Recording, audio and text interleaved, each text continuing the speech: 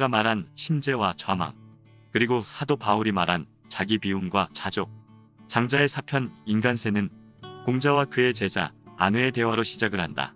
아내가 공자를 만나 여행을 떠나겠다고 요청했다.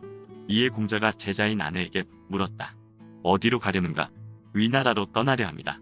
어째서 위나라로 가려 하는가? 제가 듣기에 위나라 왕은 나이가 젊은 데다가 행실이 사나워 나라 일을 가벼이 여겨 엉성하게 나라를 경영하고 거기에다가 한술 더 떠 자기의 허물을 보지 못한다고 합니다.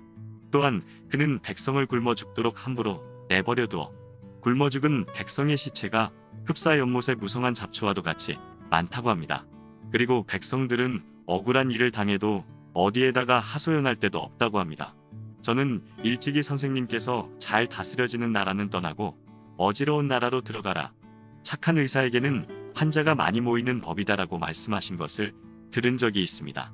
제가 선생님으로부터 들은 대로 어지러운 나라로 들어가 나라를 잘 다스리는 방법을 강구하면 위나라도 나아지지 않을까 생각합니다.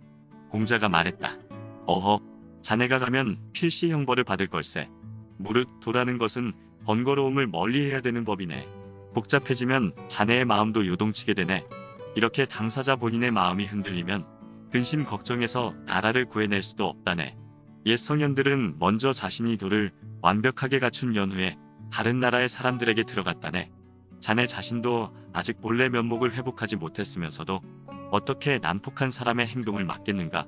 그러자 아내는 공자에게 열심히 그리고 한결같이 왕을 설득하면 안 되겠냐고 묻는다. 공자는 이해 안 된다고 하자 또 아내는 내 의견을 말하지 않고 옛 성현들의 말을 인용하여 위나라 왕을 설득하겠다고 하니 공자는 그것도 안 된다고 했다. 아내는 공자에게 그리하면 어떻게 처신하면 좋겠냐고 묻는다. 그리고 공자는 이렇게 덧붙인다. 너는 덕이 어떻게 녹아 없어지고 알미 어디서 생겨나는지 아느냐? 덕은 명예심 때문에 녹아 없어지고 짧은 경쟁심에서 생긴다. 명예란 얻으려 하면 서로 헐뜯게 되고 알미란 경쟁을 위한 무기일 뿐이다. 둘 다 흉한 무기라서 함부로 써서는 안 될 것이다.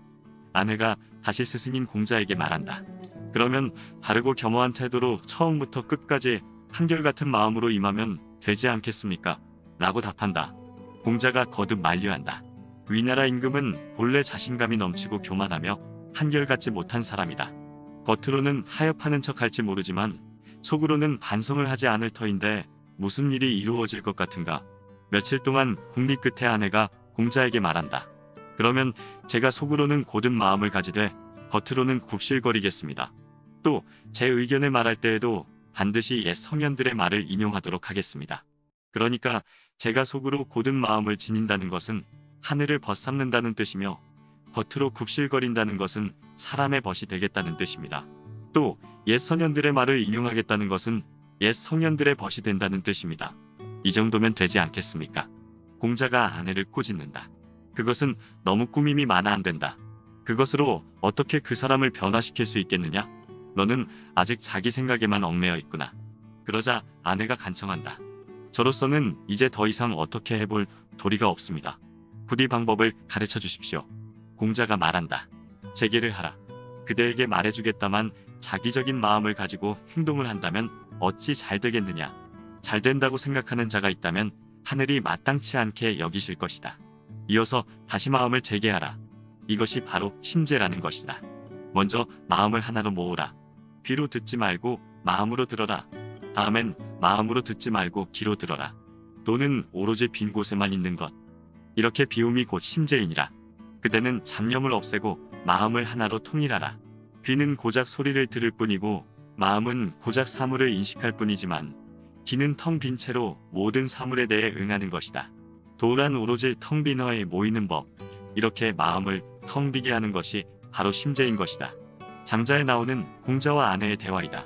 장주는 장자에서 여러 우화를 통해 자신의 뜻을 설명해 놓았다. 심재는 마음을 텅 비우는 것이다.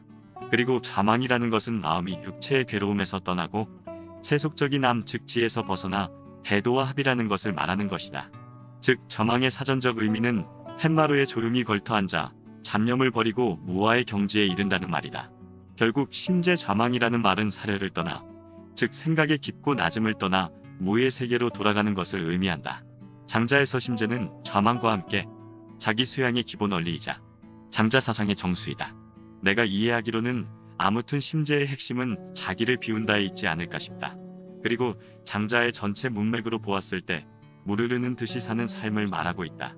장자는 노자의 사상과 같이 물 흐르는 듯이 사는 삶에 진정한 행복이 있다고 말한다. 이제 바울의 이야기를 해보려고 한다. 내가 좋아하는 사도 바울의 편지 중에 하나가 빌립보서이다. 바울은 평생 열렬한 기독교 전파자의 삶을 살았는데 처형당하기 몇 년 전에 감옥에 갇혀서 쓴 편지가 바로 성경의 빌립보서이다. 바울은 빌립보 편지에서 계속해서 기쁨에 대해 말하고 있다. 그는 자기 내면 속에 있는 기쁨을 묘사하면서 편지를 읽는 사람들에게도 기뻐하라고 말한다. 그런데 그 기쁨이라는 것은 편한 상황에서 생긴 것이 아니다. 당시 바울은 감옥에서 고생하고 있고 생명이 위협을 받는 상황이다. 그의 이런 인생의 자세는 흡사달관한 도인의 모습을 보는 듯하다. 빌립보 편지에 따르면 바울은 예수의 모습에서 자기 비움을 발견한다. 빌립보서 2장 7절에서 그는 예수에 대해 자기를 비웠다고 말한다. Made himself nothing, 그리스어로는 케노시스라고 한다. 신이 인간이 되었다는 것을 바울은 케노시스로 이해를 한 것이다. 빌립보서 전체는 바울의 자기 비움 또는 달관의 삶의 자세가 가득 차 있다. 바울은 다른 예수 전도자들 사이에서도 시기를 받았는데 그에 대해 이렇게 말한다. 어떤 사람들은 시기와 다툼으로 또 어떤 사람들은 좋은 뜻으로 그리스도를 전하고 있습니다. 그러나 그릇된 동기에서든 참된 동기에서든 어쨌든 전파되는 것은 그리스도이므로 내가 기뻐하고 앞으로도 기뻐할 것입니다. 또 바울은 편지를 받는 사람들에게 참되고 정결한 삶, 기뻐하는 삶을 살라고 이야기하면서 이렇게 말한다. 내가 가난하기 때문에 이런 말을 하는 것이 아닙니다. 나는 어떤 형편에 놓여 있더라도 스스로 만족하는 법을 배웠습니다. 나는 가난하게 사는 법도 알고 부유하게 사는 법도 압니다. 배가 부르건 고프건 부유하게 살건 가난하게 살건 그 어떤 경우에도 스스로 만족하게 생각하는 비결을 배웠습니다. 나에게 능력 주시는 분 안에서 나는 모든 것을 할 수 있습니다. 어떻게 하면 나의 내면으로 들어갈 수 있을까? 장자는 친절하게 그 방법도 알려준다. 바로 심재와 좌망이다. 심재는 마음을 비우는 것이고 좌망은 고요 속에 머무는 것이다. 마음을 비우기 위해서는 좌망이 도움이 된다.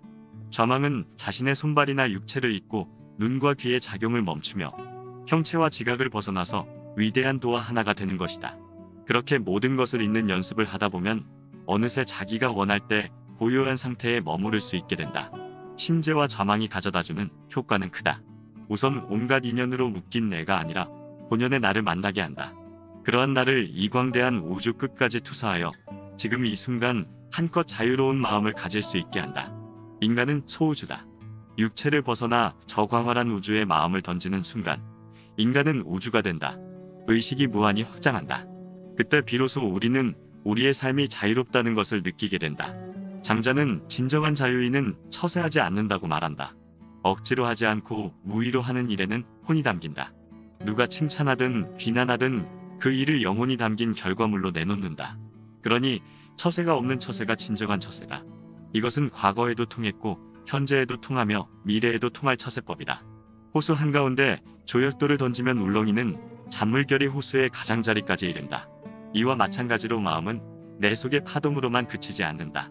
내 주변의 모든 것들에게 퍼져나가면서 어떤 방식으로든 영향을 미친다. 제일 먼저 영향을 받는 것이 나의 육체임은 두말할 것도 없다. 진인이야말로 대자유인의 경지에 오른 사람이다.